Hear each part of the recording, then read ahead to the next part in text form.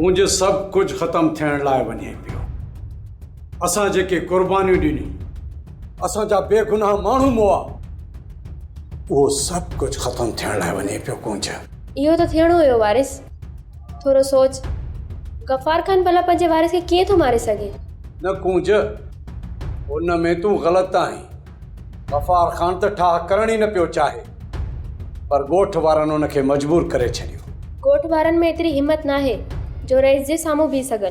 कुझु गदार हिते मौजूदु आहिनि जन जे अखियुनि ते कमाल खान जे नोटनि जूं थबियूं ॿधल आहिनि।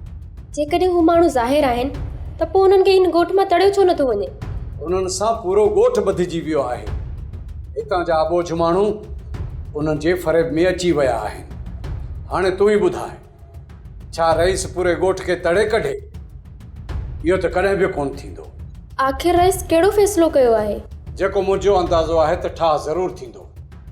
रईस ॻोठ कमाल खान जे हवाले करे पाण शहर हलियो वेंदो। जेकॾहिं इहा ॻाल्हि आहे त पोइ असांखे बि हितां निकिरण जी तयारी करणु घुर्जे। मां बि इन फ़ैसिले जे इंतज़ार में आहियां कुंज। जेकर थी थो वञे त पोइ पाण हितां निकिरी हलंदासीं। वारिस, जेसि ताईं पाण हितां हलूं, तूं मुंहिंजो हिकिड़ो कमु कंदे? तूं हुकुम कर कुंज, छा करणो आहे? मां सॼो ॾींहुं अकेली घर में बेज़ार थींदी आहियां। पहिरियां वज़ीरा हूंदी हुई त हुन सां वक़्तु गुज़री वेंदो हुयो, ऐं हाणे त तूं कॾहिं राति जो बि नाहे ईंदो। जेकर हुजे हा मुंहिंजी नानी मासी ऐं ॾाॾी त वो तोॾे वठी अचां हा। तूं ईअं कर त नंढड़ी ज़ैनब खे वठी अच।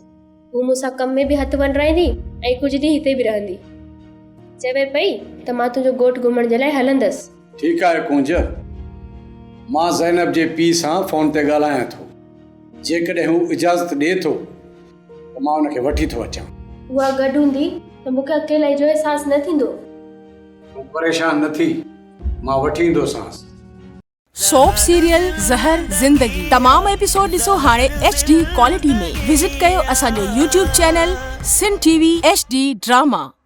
सब्सक्राइब कयो असांजो ऑफिशियल YouTube चैनल सिन TV HD ड्रामा ऐं वधीक अपडेट लाइ बेल आइकन खे क्लिक करियो।